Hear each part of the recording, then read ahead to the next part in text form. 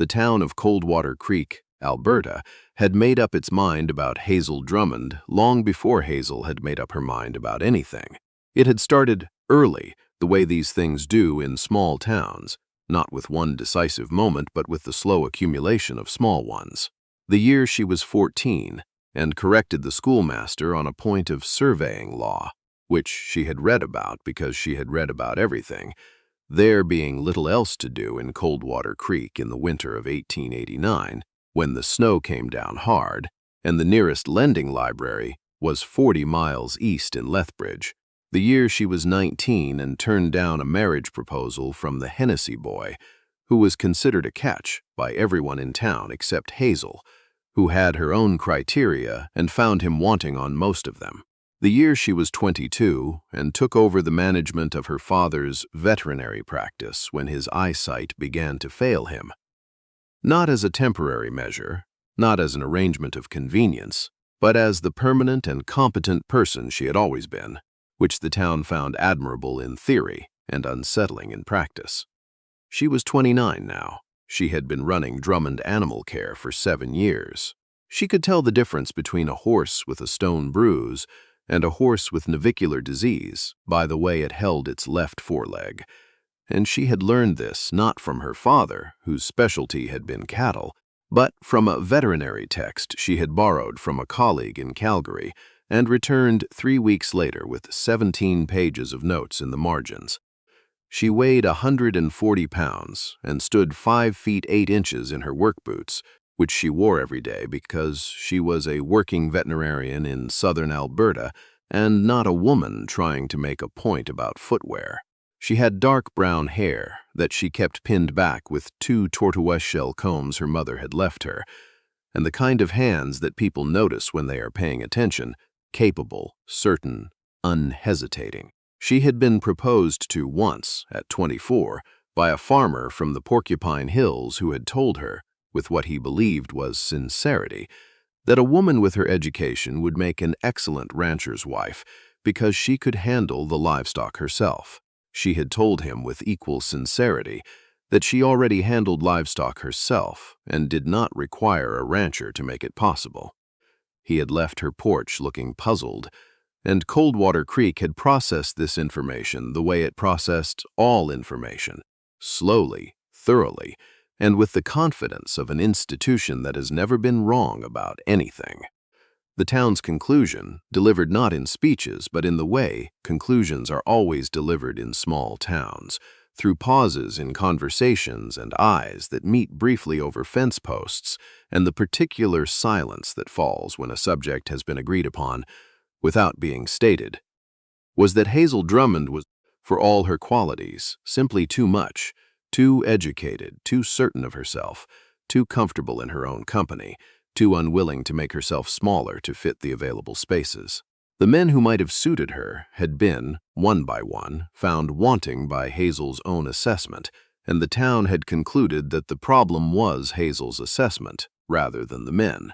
Hazel had her own conclusion, which she kept to herself because she had learned that some conclusions are best held privately. Her conclusion was that she had not yet met a man whose company she preferred to her own, which was not a criticism of men in general, but an accurate description of the specific men she had encountered. She was also not entirely satisfied. If she was truthful with herself in the evenings when the last patient had gone, and the clinic was quiet and the Alberta sky outside the window was doing the thing it did in October, going purple and orange over the flat horizon in a display that seemed excessive for a town that barely acknowledged it. She was not unhappy. She was not waiting. But there was a shape to something she hadn't found, and she had stopped expecting to find it in Coldwater Creek. She was wrong about that. He came on the 3rd Tuesday of October, which was a slow week for the clinic, a retriever with a grass seed in its ear, 2 barn cats due for their annual examination, and a quarter horse with a summer sore that had been left too long before anyone thought to call. His name was Bennett Hale, and he arrived at 20 minutes past 8 in the morning, driving a wagon with a border collie in the back who had, from the look of it, had an argument with a barbed wire fence and come off the worse for it. Hazel heard the wagon in the yard and came out pulling on her examination coat. The dog was lying on its side in the wagon bed, patient and still, in the particular way that working dogs are patient and still, not because they don't understand what has happened to them, but because they do, and they trust the humans around them to address it. The man standing beside the wagon was tall, broad through the shoulders, wearing a canvas jacket that had seen considerable weather and the kind of boots that belonged to someone who had been on his feet in difficult country for most of his adult life. He had dark hair going slightly gray at the temples and the look of a man who had spent a long time outdoors making decisions that mattered. "I was told you were the best veterinarian in this part of the territory," he said. "You were told correctly," Hazel said, and climbed up to look at the dog. "How long ago did this happen?" "Last night. She got into a section of old fencing in the south pasture. I couldn't get here until first light." Hazel ran her hands along the dog's side with the practiced efficiency of someone who has done this 10,000 times. The lacerations were clean, bad but clean, and the dog held herself still under the examination with the trust of an animal in the hands of someone who knows what they're doing. "She'll need stitches. A good number of them. She's lost blood, but not a dangerous amount." She looked up at him. "What's her name?" "Keeper," he said. "Come inside, Keeper," Hazel said in the tone she used with animals, which was the same tone she used with people, direct, unhurried, without unnecessary performance. "You've done well." The man carried the dog inside and set her on the examination table with the careful steadiness of someone accustomed to handling things that matter to him. Hazel noticed he spoke to Keeper quietly while she prepared her instruments, not the nervous chatter of an anxious owner, but the even, low voice of someone accustomed to keeping animals calm. "You're new to the territory," she said while she worked. "Took on the Carver lease," he said. "East of the creek, 3 sections. "That's a good piece of land," she said. "Needs work." "Most good things do," he said. She glanced at him briefly. He was watching her work with the attention of a man who is genuinely interested in what he's seeing, rather than merely waiting for it to be done. She went back to the suturing. "Bennett Hale," she said. "I don't know that name in this part of Alberta." "I came from British Columbia," he said. "Kamloops country, before that the Peace River region. I've been moving around since I was 20, and now you've stopped?" "Trying to," he said. "The Carver land is the right kind of land, and I'm 37 years old and tired of packing up." Keeper lay absolutely still under Hazel's hands, which said something about the dog's character, and also something about the man who had trained her. Hazel finished the last suture and set down her instruments. "She'll need rest for 2 weeks. No pasture work, no fence lines. Bring her back in 10 days and I'll take the stitches out." "Understood," he said. He looked at the row of veterinary texts on the shelf behind the counter, then at the framed certificate on the wall, her degree from the Ontario Veterinary College, 1888, and then at her. "You trained in Ontario?" "I did," she said. "That's a long way to go for a degree." "It was the nearest place that would take a woman," she said, in the neutral tone she used for facts that people found surprising. He was quiet for a moment. "That seems like their problem," he said. Hazel had not expected that particular response. She looked at him with the objectivity she applied to most situations. He was looking back at her with the directness of a man who means what he says and doesn't particularly care whether it lands smoothly. "Payment is due at the time of service," she said. He paid. He carried Keeper out to the wagon as carefully as he had carried her in. At the wagon he paused and looked back at the clinic, the painted sign above the door that read Drummond Animal Care, H. Drummond, DVM. Then he nodded once, as though confirming something he'd thought about during the examination, and drove east toward the Carver lease. Hazel went back inside and stood at the counter for a moment before she picked up her instruments to clean them. The retriever wasn't due until 11. She had time. She found, which was unusual, that she was not thinking about the retriever. He came back on Friday, not with an animal. He came to the door at 5:30 in the evening, just as she was locking up, and said that Keeper was doing well and that he had come to pay for the follow-up visit he intended to schedule for next week, in advance if that was something she would accommodate. Hazel looked at him for a moment. It was not something she had ever been asked before. "I don't generally take payment in advance," she said. "No," he said, "I imagine you don't." "I also wanted to say that I asked around town about the clinic and the veterinarian, and what I was told was useful." "What were you told?" she said. "That you're the best in this part of Alberta," he said. "That people drive from as far as High River to bring their animals to you. That your father trained you from the time you could walk, and you trained yourself the rest of the way, including the degree." He paused. "And that you are, in the opinion of Coldwater Creek, not the marrying kind." Hazel looked at him steadily. "And you're telling me this because?" "Because I thought you'd want to know what people were saying," he said. "And because I disagreed with the last part, which didn't seem like something I should keep to myself." The October evening was doing its particular Alberta thing around them, the light going long and gold across the flat land, the air holding the cold edge that would be winter in another few weeks. Hazel leaned against the doorframe and said, "You've been here 10 days. "I've been here 10 days, he agreed. "That's not a long time to form an opinion about someone's suitability for marriage. It's long enough to form an opinion about whether a person knows their own mind," he said, "which is most of what matters. In my experience, she was quiet."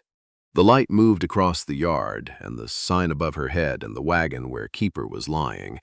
Head up now, watching the exchange with the alert interest of a working dog who misses nothing. "Come back Tuesday," Hazel said finally, "for Keeper's follow-up." "I will," he said. He climbed up to the wagon. Then he said, without looking back, "The Carver land has a good view of the mountains on clear days. I thought you might like to know that." He drove away. Hazel watched the wagon until it turned onto the main road, then went inside. She sat down at her desk. The accounts were waiting. She did them, but she did them slowly, and she lost her place twice, which did not happen to her. The town noticed. Small towns always do. By the third week of October, it was known that the new man on the Carver lease brought his dog to Drummond Animal Care more regularly than the dog's condition strictly required. By the first week of November, it was known that Bennett Hale had been seen speaking to Hazel Drummond on the clinic steps on 2 separate evenings, and that the conversations had lasted longer than conversations about a recovering border collie needed to last. The town processed this information with its characteristic thoroughness. It was Mabel Thorpe at the post office who said it most directly, to Hazel's face, with the genuine warmth of a woman who had known Hazel since childhood and believed she was being helpful. "He seems a decent man," Mabel said one morning while Hazel was collecting her correspondence. "But you know what happened with the Hennessy boy. You have high standards, Hazel. Not everyone can manage you." Hazel looked at her. "I'm not something to be managed, Mabel," she said pleasantly. Mabel thought about this. "You know what I mean," she said. "I do," Hazel said. "That's what concerns me." Mabel had also, Hazel learned later, said something similar to Bennett. She had pulled him aside at Grierson's general store to deliver her assessment of the situation with the kindly certainty of a woman who considers this her civic function. "Hazel Drummond's a fine woman," Mabel had apparently said, "but she's not easy. She has opinions on everything, and she's usually right, which some men find difficult. She's turned down one man already, and she'll turn you down too if you don't meet her standard." Hazel heard about this from young Thomas Grierson, who had been stacking canned goods and heard the whole exchange, and who told Hazel about it because Thomas was 17 and had decided that Hazel Drummond was the most admirable person in Coldwater Creek and kept her informed of relevant intelligence. "What did he say?" Hazel asked. "He said, 'Good. A woman who knows what she won't accept has a better chance of knowing what she wants,'" Thomas reported with the satisfaction of someone delivering genuinely good information. Hazel went back to her instruments, but she found herself in the quiet of the clinic that evening, thinking about the exact phrasing. Not a woman who's difficult to manage, a woman who knows what she won't accept. It was the same information arranged differently, and the arrangement changed everything. It was a Saturday in November when things shifted. She was out behind the clinic doing what she did every Saturday morning in the good weather, exercising the two clinic horses, an old standard-bred named Douglas who had come to her as a patient and never left, and a young sorrel mare she had been rehabilitating since August. She was working the sorrel on a long line in the paddock, and the mare was moving well, better than she had moved in months, when she heard the gate and looked up. Bennett was there, keeper at his heels, watching the mare work with the attentive look of a man who understands what he's seeing. He didn't say anything. He stood at the fence and watched. The mare moved around the circle, smooth and even, and Hazel brought her in when she was ready and turned to look at him. "She's come a long way," he said. 4 months of work, Hazel said. What was wrong with her? Previous owner thought a horse that wouldn't stand for hard handling needed more hard handling, Hazel said. He was wrong. Bennett was quiet for a moment. "I have a problem with my third section," he said then. "The eastern quarter. It was grazed too hard by the previous tenant, and the grass is coming back but slowly. I'd like your opinion on it." She looked at him. "That's not a veterinary matter," she said. "No," he said. "It's a matter for someone who knows land and animals both, and knows what one does to the other when the relationship is wrong. I thought that might be you." She handed the lead rope to her assistant, who had appeared at the right moment with the efficiency of a young man who has learned to read the clinic's rhythm, and she went with Bennett. The eastern quarter was exactly what he had described. Overgrazed, the grass coming back in thin, uneven patches, the soil compacted where the cattle had stood too long without rotation. Hazel walked the fence line with her hands in her coat pockets and the November cold bringing color to her face, and told him what she saw, which was a piece of land that had been managed badly for long enough to show the damage in the ground itself, and what could be done about it, which was rest it. Reseed the worst sections, give it 2 years and it would come back. Good land always comes back if you let it. He walked beside her and listened and asked the right questions, the questions of a man who is genuinely trying to understand rather than trying to appear as though he understands. There is a difference, and Hazel had learned to read it. "You've had land like this before," she said, "in the Peace River country," he said. "A section I took on that the previous man had run into the ground. It took 3 years, but it came back." "Good land always does," she said. "Yes," he said. "It just needs someone willing to be patient with it." He looked at her sideways. "People are sometimes the same way." The afternoon light was going thin and flat across the Alberta plain, and the mountains to the west were getting that particular clarity they get in November when the air is cold enough to cut the haze and the peaks stand up sharp and white against the blue. "People have been telling you things about me," Hazel said. She had decided some time ago that directness was the only approach she had patience for, and she applied it consistently. "Yes," he said. "What things?" "That you're too much," he said. "Too educated, too certain, too settled in your own way of thinking. That you've turned down the available men because your standards are impossibly high." She looked at the compacted soil beneath her boots. And I think that's the wrong way to look at it," he said. "I think a woman who has built a practice from the ground up, who trained herself across 1,000 miles because the opportunity wasn't available closer to home, who runs that clinic the way it ought to be run, I think that woman doesn't have impossibly high standards. I think she has accurate ones." He paused. The impossibility was in the men she'd been offered, not in the woman doing the offering. She stopped walking. She turned and looked at him in the November afternoon light, the flat golden light that made everything in Alberta look like it had been considered carefully and placed with intention. A woman who has spent 7 years being told that her fullness is a flaw, being offered the option to make herself smaller and having the clarity not to take it. That woman looks at a man who says the opposite and takes a moment to understand what she's seeing. "You've known me 6 weeks, she said. "I've known you 6 weeks, he said. "I know you trained in Ontario when Alberta would not train you. I know you took on your father's practice without being asked and made it better than it was. I know you sent away a man who wanted your skills without wanting you, and you were right to." He looked at her with the directness that had been, she now understood, simply his way from the beginning. Not performance, not strategy, just how he was made. "I know that when you talk about an animal in your care, you talk about it the way people talk about things they take seriously, and that's rare." The mountains caught the last of the afternoon light and held it for a moment, the way they do in November, bright and clear and entirely themselves. "What exactly are you doing, Bennett?" she said.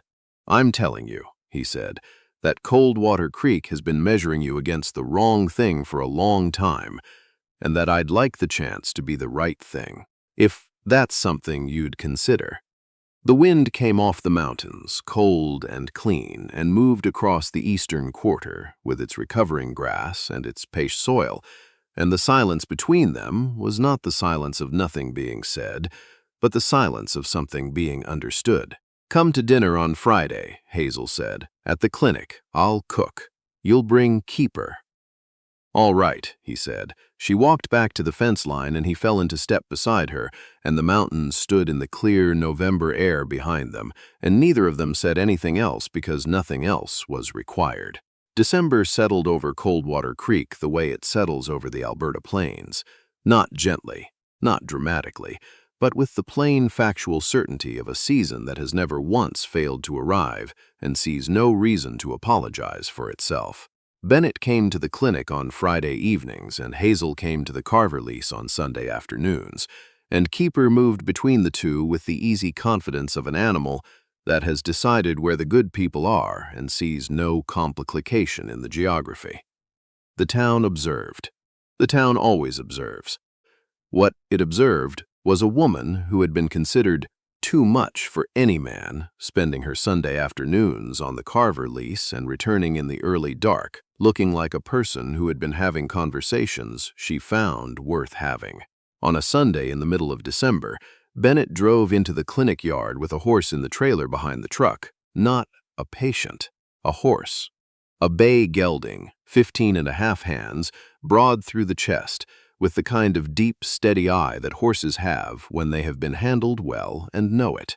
Hazel came out of the clinic and looked at the horse and then at Bennett. "His name is River," Bennett said. "He came from a good string in the Porcupine Hills. I bought him 3 weeks ago from a man retiring out of the cattle business."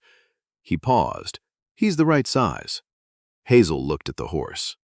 Then she looked at Bennett. She had not ridden in 4 years. There had been a horse at the livery in that time, an old gray that the livery keeper had offered her without thinking, and when she had attempted to mount, the horse had shifted under her weight, with the uncomfortable evidence that it was not built for her, and the livery keeper's son had laughed in the way young men sometimes laugh when they believe a woman's discomfort is a spectator event. She had stepped down, handed the reins back, and walked away without a word, and she had not asked to borrow a horse since. "Bennett," she said. "I know about the livery," he said. "Jim Fulton's boy. It was 4 years ago, and people still mention it when they think they're being funny." His expression said what he thought of that, without requiring elaboration. "River is 15.5 hands. I checked the saddle this morning." He looked at her with the simplicity of a man who has identified a problem, addressed it, and is now presenting the solution. "Come and see." She came and saw. River stood in the yard with the easy confidence of a horse that has been selected for its character and knows it, and when Hazel put her hand on his neck, he turned his head and regarded her with the dark, patient eye of an animal that has decided, quickly and correctly, that this is a person worth trusting. She put her foot in the stirrup. She went up. River stood exactly as he should, taking her weight with the steady naturalness of an animal that is the right size for the job and has never been asked to be otherwise. Hazel sat in the saddle and felt the particular feeling of being the right size for the first time in 4 years. Not too much, not too little, exactly what was needed. And she looked down at Bennett, who was looking up at her with the expression she had learned to read over the past 6 weeks. the one that was satisfaction and warmth and certainty together, with no performance underneath. "Well," he said. "Well," she said. She was smiling, the full kind. "He fits." "He does," Bennett said, and swung up on his own horse, which had been standing patient and untethered in the way of a well-trained animal that understands what's expected of it. They rode east toward the Carver lease in the December morning, and the Alberta plains opened up around them in their flat winter clarity, and the mountains stood fight and decided on the horizon, and Hazel rode river through the cold, bright air with the ease of someone returning to something her body had always known. He asked her in January, not with ceremony, but with the plainness that had been his way from the beginning, in the clinic, in the evening, with Keeper asleep by the stove and the Alberta winter pressing white and absolute against the windows. He told her that he had spent 17 years moving across the better part of Western Canada looking for a piece of land worth stopping for, and had found it on the Carver lease, and that he had, in the same period, been looking without quite admitting it for a person worth stopping for, and had found her in Coldwater Creek in October, which suggested that the Carver lease had been the right decision for reasons he hadn't anticipated. He said, "I have been looking for someone with enough in her to make the looking worth it. You are the first person I have found who is actually more than enough." Coldwater Creek has that backwards. She looked at him across the clinic counter with its ledgers and its lamp and its 7 years of her own making. She knew the shape of what she'd been missing, and it was sitting across from her with a border collie at its feet and amber eyes that were steady and serious and entirely decided. She said yes. They were married in March in the Coldwater Creek Community Hall, because March in Alberta is still fully winter and there was no sensible reason to hold the ceremony outdoors. It was a practical event which suited them both. The important thing happened, and the unnecessary things were not insisted upon. The town came in full because the town always came, and because there was a particular quality of interest in attending the wedding of a woman it had considered a fixed and uncollectible quantity, and a man who had apparently decided that the town's accounting was wrong. Mabel Thorpe said afterward that she had thought from the beginning that Bennett was the right kind of man. Thomas Grierson said he had known since the day at the general store. Hazel's father, who had watched the whole of it from his chair by the window of the apartment above the clinic with the quiet satisfaction of a man who has hoped for something for a long time and lived to see it arrive, sat in the front row and did not attempt to hold anything back when the moment came. Nor should he have. Bennett ran the Carver lease with the competence that had brought him to it, and with the additional quality that good work takes on when a person has somewhere worth coming home to at the end of the day. The Eastern Quarter, given its 2 years of rest, came back. It always does. Hazel ran Drummond Animal Care and the Drummond accounts, and, as the months passed, the Carver accounts as well, because competence does not stive to the lines you draw for it, and she had never been someone who colored within lines she found arbitrary. She rode river every Sunday morning, through the winter and into the spring and the long Alberta summer, through the creek land and the pasture, and out to the fence line where the plains ran flat and enormous toward the mountains. This became known in Coldwater Creek, and then it became accepted, and then it became simply part of what was true about Hazel Hale, which was what she was called now in town. Though she kept Drummond on the clinic sign because her father's name had been on it for 31 years, and she saw no reason to change a thing that was working. The town's opinion of her adjusted the way small town opinions adjust. Not with any announcement, not with the acknowledgement that a correction was being made, but through the gradual replacement of one set of observations with another. She had always been, as people now said with the approval of a community that has arrived at the right conclusion by the scenic route, exactly the right amount. The town had simply been using the wrong measure. It had taken the right man to bring a horse that fit, and to say, plainly without asking anything in return, "Sit down and let me show you what I see."